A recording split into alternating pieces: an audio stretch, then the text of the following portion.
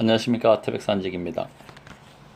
3000년 철학의 흐름과 맥락을 읽는 한눈에 보는 세계 철학사를 오늘부터 시작하겠습니다. 허훈 교수님이 지은 책이 되겠습니다. 프롤로그. 오로지 목적은 흐름을 이해하고 맥락을 잡는 것이다. 이 책을 쓴 목적을 이렇게 저자는 표현하고 있습니다. 오로지 목적은 흐름을 이해하고 맥락을 잡게 해드리는 것입니다. 고등학생들도 난해한 철학을 이해한다. 우리는 거의 모든 분야에 걸쳐 지식과 정보가 폭발적으로 증가하는 시대에 살고 있습니다. 평생 공부를 해도 한두 분야의 지식조차 온전히 습득하기가 어렵습니다. 따라서 우리에게 필요한 것은 모든 지식이 아니라 지식의 기초가 되는 개념이나 원리를 알고 이를 응용하는 능력입니다. 이런 점에서 철학은 모든 학문의 기초로서 매우 중요합니다. 철학을 공부하는 사람은 편견이나 독단, 그릇된 관습의 횡포로부터 벗어날 수 있습니다. 반대로 철학과 거리가 먼 사람들은 웬만한 일에는 의문이 생기지 않을 뿐더러 모르는 일에 대해서는 애당초 문제 삼지도 않습니다. 실제로 우리 학생들은 아는 게 없어서 질문거리도 없다고 말하곤 합니다. 누누이 설명하지 않아도 철학은 우리의 사고를 깊이 해주는 학문이라는 점에 대체로 공감합니다. 하지만 막상 철학 공부를 하려치면 항상 부딪히는 문제가 쉽지 않다는 점입니다. 크게 두 가지 이유가 있는데, 하나는 주입과 단순 암기식으로 공부했기 때문이라는 것입니다.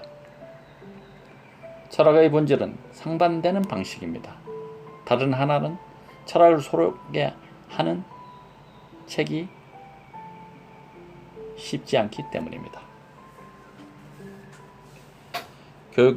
교육학의 인지주의 교수 이론에서는 어떤 과제라도 지적으로 올바른 형식으로 표현하면 어떤 발달 단계에 있는 아동에게도 효과적으로 가르칠 수 있다고 합니다.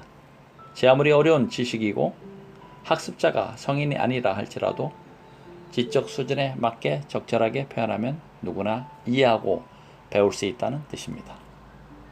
난해하기로 소문난 철학도 마찬가지가 아닐까요? 이 책은 이런 가설을 염두에 두고 썼습니다. 만약 독자가 이해할 수 없는 부분이 있다면 그것은 독자의 눈높이에 맞추지 못한 제 탓입니다. 평범한 여고생들에게 감수를 부탁한 까닭도 여기에 있습니다. 감수자들은 평소 철학에 특별한 관심을 갖고 있지 않았고 따로 시간을 내 철학을 공부하지도 않았습니다. 이들이 이 책을 꼼꼼하게 읽고 어려운 부분을 조목조목 지적했습니다.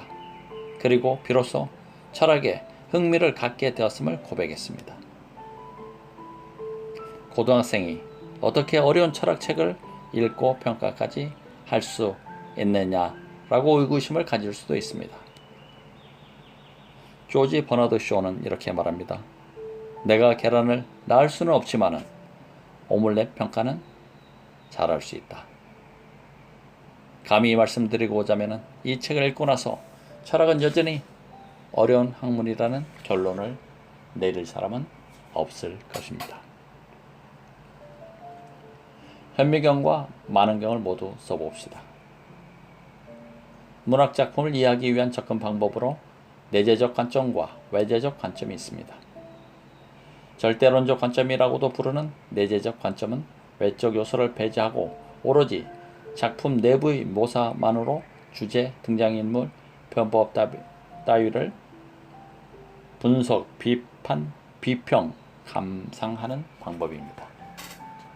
이에 비해 외재적 관점은 작품 외적인 요소, 즉 사회적, 시대적 배경이나 작가의 표현 방식 그리고 독자가 받을 영향 따위를 결부시켜 이해하는 방법입니다. 다시 말해서 내재적 관점이 작품 내부를 들여다보는 현미경의 역할을 한다면 외재적 관점은 외부를 바라보는 만원경과 같은 것입니다. 철학을 이해하는 방법도 크게 다르지 않습니다. 문학과 다르게 철학은 기존 관념이나 현실의 틀에서 벗어나려는 성향이 좀 더 강합니다. 하지만 철학 역시 사회적, 시대적 배경을 완전히 초월해 나타날 수는 없습니다. 마르크스는 사회적 존재가 의식을 규정한다라고 말합니다. 사회적 조건이 달라지면 우리의 의식도 바뀌게 마련입니다. 따라서 철학도 시대 상황을 배경으로 살필 필요가 있으며 그래야만 좀 더 명료하게 이해할 수 있습니다. 시대적 맥락 없이 불쑥 새로운 사상이 튀어나오는 일은 없습니다. 또한 철학자 개인의 성장 환경이나 체험, 성향, 학문적 배경, 종교도 중요한 요소입니다. 하지만 기존의 철학책들은 내재적 접근 방법에 치우쳐 내적 논리만으로 독자들의 이해를 구하는 것이 대부분입니다. 그래서 이 책에서는 보다 분명한 이해를 위해 내재적 접근 방법과 외재적 접근 방법을 병행하고자 합니다. 그러면은 특정 철학이 왜, 언제, 어떻게, 어떤 내용으로 등장하게 되었는지를 이해하는 데 도움이 될 것입니다. 이 책에서는 외재적 접근 방법을 현미경으로, 내재적 접근 방법을 만원경으로 표시합니다. 그리고 함께 글을 읽은 학생들의 질문과 제 대답으로 부족한 부분을 대신하려고 합니다. 학생들의 질문은 필로로, 제 대답은 소피로 표시합니다. 철학은 비판과 반성을 토대로 합니다. 철학을 보다 쉽게 이해하기 위해서 철학사를 굳이 색다르게 구성할 필요는 없다고 생각합니다. 그래서 철학사의 일반적인 서술법, 즉 지역적으로는 서양과 동양, 시간적으로는 고대, 중세, 근현대의 순서로 살펴보려고 하고 있습니다. 다른 학문과 달리 철학은 역사, 즉 철학의 전개 과정을 알지 못하고서 특정 철학을 온전히 이해하는 것은 거의 불가능합니다. 왜냐하면 철학은 비판과 반성을 토대로 하는 학문이기 때문입니다. 매우 독창적인 니체의 철학도 이전 철학에 대한 강력한 비판과 반성으로부터 만들어진 것입니다. 반면 철학자가 되기 위해서 과거의 역사를 반드시 공부해야 하는 것은 아닙니다. 예컨대 물리학자가 특정 물리 이론을 내세우기 위해서 물리학의 역사를 꼭 알아야 할 필요는 없습니다. 그래서 이 책에서 시대별 철학의 전반적인 특징을 주로 삼고 거기에 해당하는 철학자들을 소개하는 방식을 취하고자 합니다. 필요에 따라서는 학파를 앞세우기도 하고 비교 대상이 되는 인물이 있으면 함께 묶어서 소개합니다. 오로지 목적은 동서양 철학의 전반적인 흐름을 이해하고 맥락을 잡는 것입니다.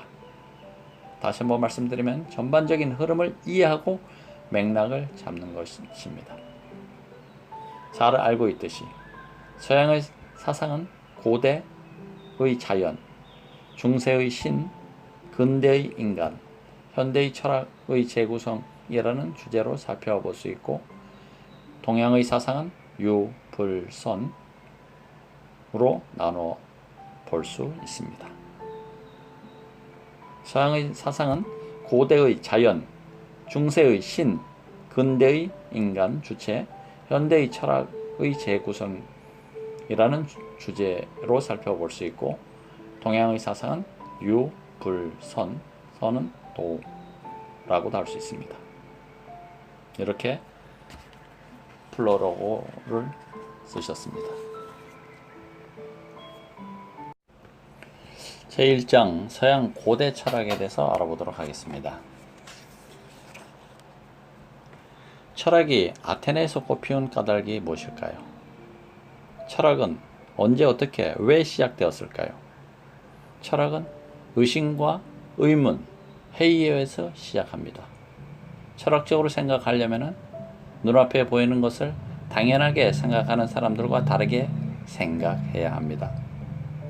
세상에 무심하지 않으려면 깨어있는 삶을 누리려면 철학을 공부해야 합니다. 회의하지 않는 맹신, 맹목적인 믿음, 이것은 종교의 핵심입니다. 종교적인 인간은 오로지 신의 뜻에 복종할 뿐 다른 것을 생각할 필요가 없습니다. 고대 종교의 세계에서는 더욱더 그렇습니다. 고대 종교의 세계, 곧 신화의 세계에 젖어 살던 사람들은 의심이나 의문을 갖지 않았습니다. 그래서 사람들은 철학은 종교와의 갈등에서 출발했다라고 말합니다. 많은 신화들 가운데 그리스 신화가 가장 체계적인 모습을 갖추고 있습니다. 그리스 신화가 이미 기원전 760년쯤부터 고대 그리스인들은 문자로 신화를 씁니다. 그걸 읽고 토론을 벌입니다. 호메로스의 일리아스와 오디세이아는 유럽 문학 최고의 서사시로 평가받습니다. 문제는 호메로스의 신화에 등장하는 신들이 인간과 너무 비슷하다는 점입니다. 그리스 신들은 인간의 모습을 하고 있으며 신의 세계는 인간 세계와 비슷합니다. 초기 그리스 철학자들은 이 점을 비판합니다. 결국 신화란 단지 우리가 상상할 수 있는 이야기에 불과한 것이 아니냐, 이런 의문이 철학의 시작이 됩니다. 신이 아닌 인간, 즉 자기 존재를 묻기 시작한 것입니다. 그건 잘 모르겠습니다. 제가 도울 수 있는 다른 부분. 그렇다면 왜 하필 그리스일까요? 우선 생각해 볼 수 있는 것은 지리적 위치입니다. 고대 그리스는 한가운데에 에게해를 끼고 있습니다. 그리고 영토의 80% 이상이 산지이며 산맥이 동서남북으로 가로지르고 있어서 지역 간 교통이 단절되어 있었습니다. 따라서 중앙 집권적인 거대 권력이 존재하기가 어려워 해안을 따라 작은 도시 국가인 폴리스가 발달합니다. 기후도 한몫을 합니다. 겨울은 따뜻하고 여름은 덥고 건조해서 사람들이 광장에 모여 토론을 많이 할 수 있습니다. 이러한 지리적 조건 탓에 토론 문화가 발달하게 되고 그 가운데서도 말, 즉 이성을 뜻하는 노고스가 발달하게 됩니다. 다음은 정치적인 이유입니다.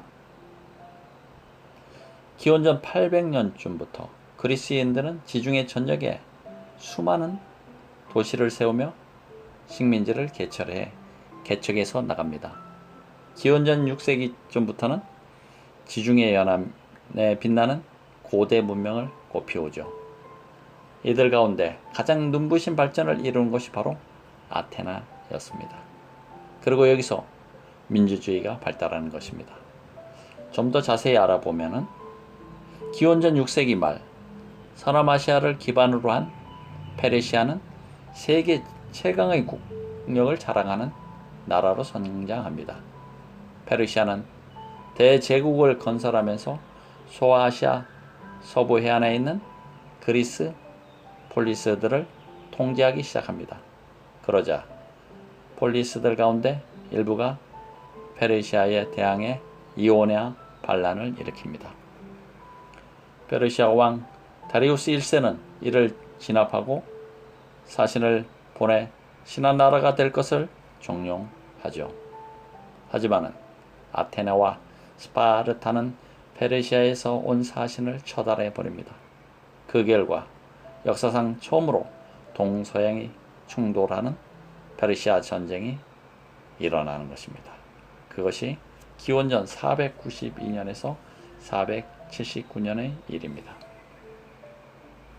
기원전 490년에 마라톤 전투에서 페르시아군을 격파한 그리스는 다시 10년 뒤에 살라미스 해전에서 페르시아 대군을 격파합니다.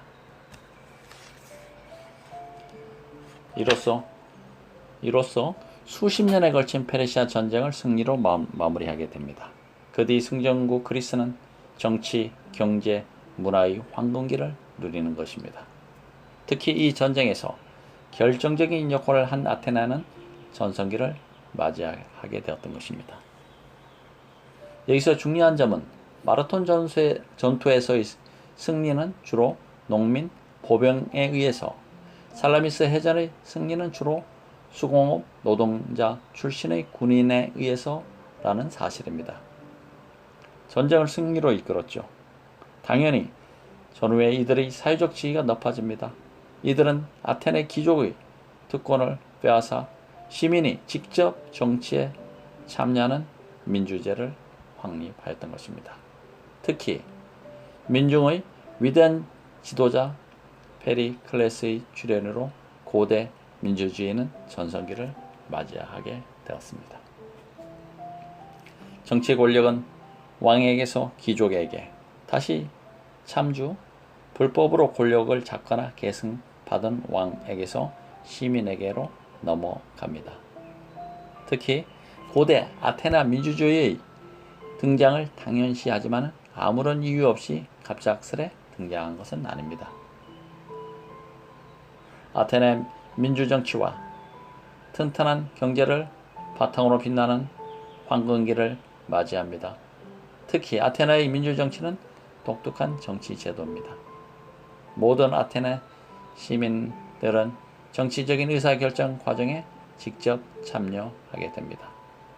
비록 여자와 노예들은 시민권이 없고 아테네 주민 30여만 명만 시민이었습니다. 불과 3만 5천 명에 불과했죠. 500여 명의 시민으로 구성된 국가평의회에서 국가의 중대사가 논의됩니다.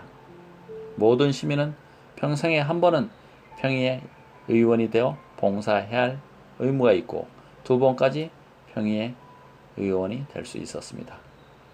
따라서 아테네 시민들은 누구나 정치 이념과 도덕을 중요시할 수밖에 없었습니다.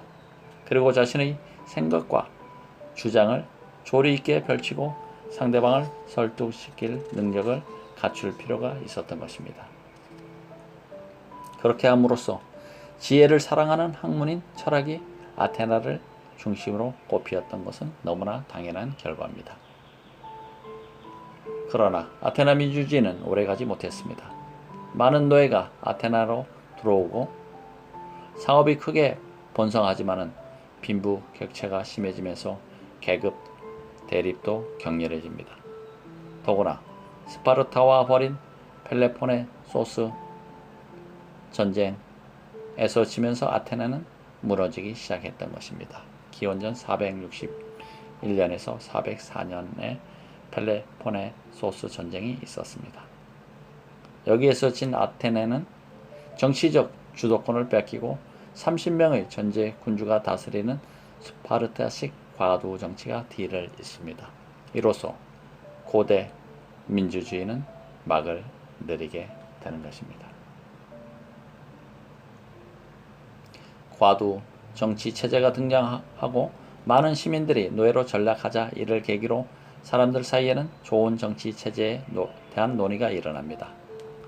그 전부터 유행한 자연철학자 기원전 6세기에서 5세기 만물의 근원을 묻지만은 아테네 몰락을 계기로 등장하는 소피스트들은 정치나 종교, 사회, 도덕 따위에 관심을 가집니다. 폴리스의 공동체 생활에 대한 신뢰와 확신이 흔들리면서 더 이상 현실을 외면할 수 없게 된 것이 되었습니다. 다시 말해서 기존의 자연 철학은 자연이 어떻게 이루어지는지, 우주 자연의 근원은 무엇인지를 분석하고 이해하려고 하지만은 새롭게 나타난 소피스트들은 인간의 문제, 실생활의 문제를 철학의 대상으로 삼은 것입니다. 그러나 소피스트들은 당시에 당연시되던 노예제, 절대적인 원리나 선을 부정합니다. 아주 극단적인 개인주의에 빠지기도 합니다. 소피스트들은 철학적 전환을 일으키지만 사회적 혼란도 일으킨 것입니다. 그러자 무너져가는 폴리스를 구하고 시민들에게 도덕적 자각을 깨울 여는 걸출한 철학자가 나타납니다. 바로 소크라테스입니다. 그 뒤 고대 그리스 문명은 알렉산더 대왕의 정복 전쟁으로 헬레니즘 문화로 접어들고 이어 로마, 라틴 문명에 계승됩니다. 고대 그리스 문명은 알렉산더 대왕의 정복 전쟁으로 헬레니즘 문화기로 접어들고 로마 문명에 계승된다고 그렇게 표현할 수 있습니다. 무려 1000년 이상 지속된 그리스 철학은 크게 3기로 나눠 볼 수 있습니다. 1기는 최초의 철학자로 이끌어지는 탈레스가 활약한 기원전 6세기부터이고, 제1기는 최초의 철학자라고 이끌어지는 탈레스가 활약한 기원전 6세기, 2기는 소크라테스, 플라톤, 아리스토텔레스가 이어지는 절정기, 제3기는 로마 유스티니아누스 황제가 플라톤이 세운 아카데미아를 폐쇄시킨 529년까지입니다. 간단히 아테네 전기 기원전 6세기의 초에서 5세기 중료까지, 아테네기 기원전 5세기 중료부터 4세기 초, 헬레니즘 노마기 기원전 4세기 초에서 기원전 6세기라고 할 수 있습니다. 그리스 철학의 시대를 다시 한번 나누고 볼 것 같으면 1기는 최초의 철학자로 일컬어지는 탈레스가 활약한 기원전 6세기부터이고, 2기는 소크라테스, 플라톤, 아리스토로 이어지는 절정기, 3기는 로마 유스티아누스 황제가 플라톤이 세운 아카데미아를 폐쇄시킨 529년까지입니다. 간단히 아테나 전기는 기원전 6세기 초에서 5세기 중엽, 아테네기는 기원전 5세기 중엽부터 4세기 초, 헬레니즘 노마기는 기원전 4세기 초에서 기원 후 6세기라고 할 수 있습니다. 신화를 넘어 철학으로. 철학 이전의 세계는 신화의 세계입니다. 고대 유럽 사람들에게 신화는 삶의 기본입니다. 신화는 인간의 모든 문제에 답을 줍니다. 왜 세상은 지금 같은 모습인지, 우리 삶은 왜 지금처럼 되었는지 설명해 줍니다. 천둥과 번개가 치는 까닭은 수레를 타고 하늘을 날아다니는 토워 신이 망치를 휘두르기 때문입니다. 비가 오지 않는 까닭은 요괴들이 토워 신의 망치를 훔쳐갔기 때문입니다. 여러분이 익히 들은 수많은 그리스 신화들이 있습니다. 제우스, 헤라, 아폴론, 아테나, 디오니소스, 아스클레피오스, 헤라클레이토스, 이 신들은 오늘날 종교에서 말하는 신과 사뭇 다릅니다. 선과 악의 화신이 아니라 인간과 같은 감정을 지닌 존재입니다. 사람과 별반 다르지 않죠. 따라서 이 신들은 인간에게 어떤 절대적인 도덕을 요구하지 않습니다. 이들은 인간과 똑같이 이기적이며 못 믿어온 존재입니다. 앞에서 말했듯이 호메로스가 그리스 신화의 대부분을 글로 적어놓자 적나라하게 인간의 모습으로 드러난 신들, 세속적인 모습의 신들을 보면서 신화에 대한 비판이 시작됩니다. 사람들은 그리스 신화와 세속성에서 신화 세계의 모순된 가치관들을 발견하고 이제 사물을 합리적으로 인식할 필요성을 느끼게 됩니다. 그래서 그리스 철학자들은 인간이 그저 신화적 해석에만 기댈 수 없다는 사실을 증명해 보이려고 했습니다. 신화적 사고 방식으로부터 벗어나 자신의 경험과 합리성에 근거해 생각하고 사고하려는 방향으로 나아갑니다. 이것이 철학을 탄생시키는 결정적인 계기가 됩니다. 실제로 당시 유명세를 탄 그리스 철학자들 대부분이 신화를 야만이나 비문명으로 몰아세웁니다. 이러한 태도는 플라톤에게서 극명하게 나타납니다. 플라톤은 신화적 사고, 어떤 집단 문화의 특유한 신앙 양식 가치관의 가치관과 합리적 사고, 논리적이고 객관적인 사고를 엄격하게 구분하고 있습니다.